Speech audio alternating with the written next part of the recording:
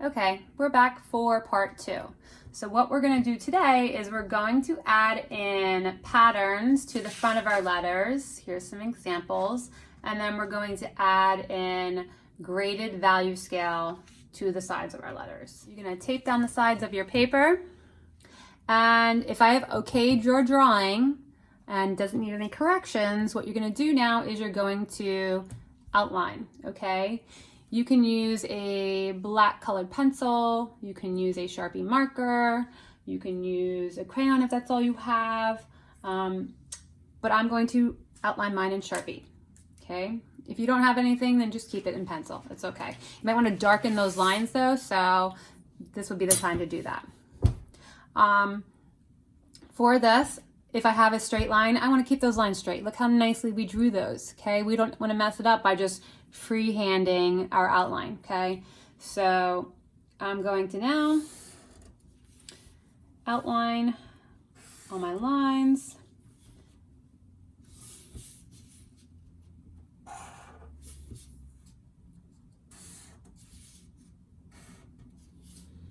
And if I have a curve, I'm going to take my time, follow my curve.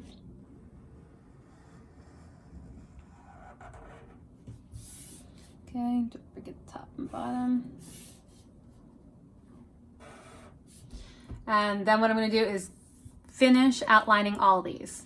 When we are done outlining, we're going to use our eraser to clean up anything so it's nice and clean.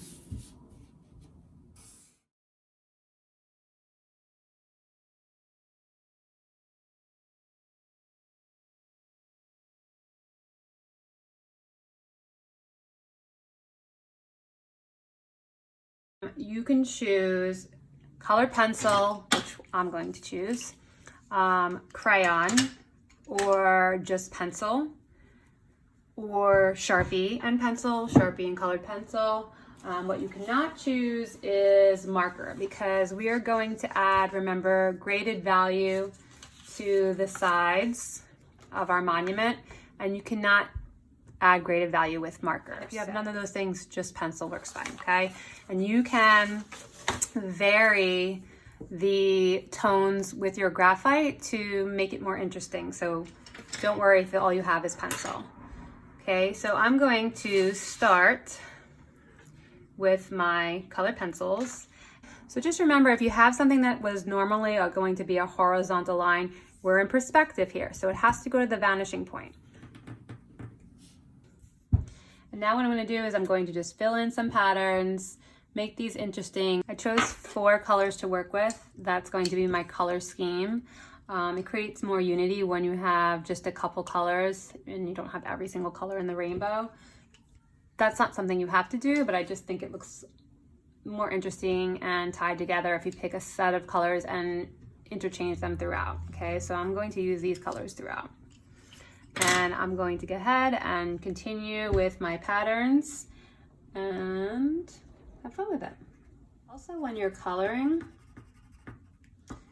try to color in one direction. So right here you see me going up and down, okay? It just makes for more even, neat coloring. Try and stay in the lines the best you can. If you want to go side to side the whole time, go side to side. Pick a direction and kind of stay with that. That way you have more neat, even coloring.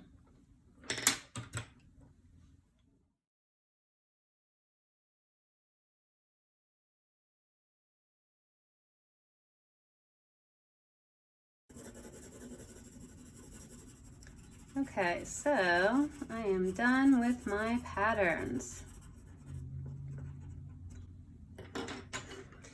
Now we're going to add a graded value scale to the sides of our monument.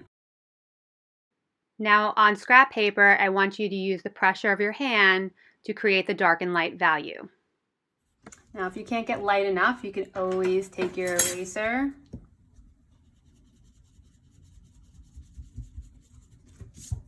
and lighten up your edge. So you should see a dark, medium light. Okay, now that we've practiced, we're going to shade in.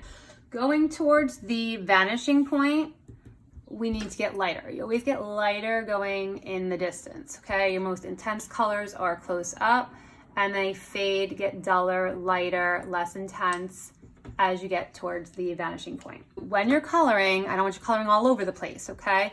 Straight up and down in a vertical motion. I had to resharpen my pencils, so if you're using pencils, this will be the time to resharpen them. Okay, so always remember to color in a vertical motion.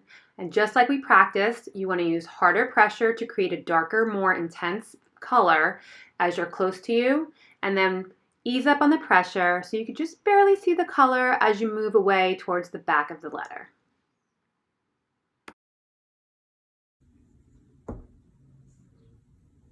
And then we're going to do the inside also. Now, if I have a curved shape, I can go in a curved motion to start it.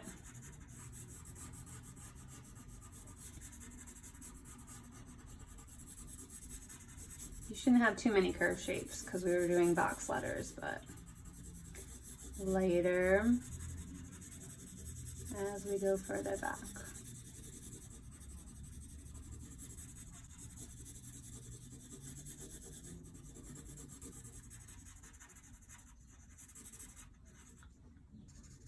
If you have any sharp edges, blend them.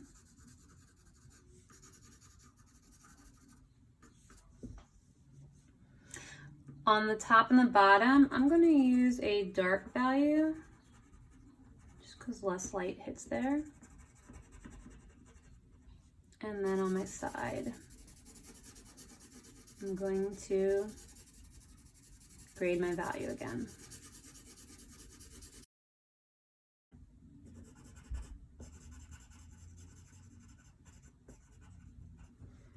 Okay, there I am.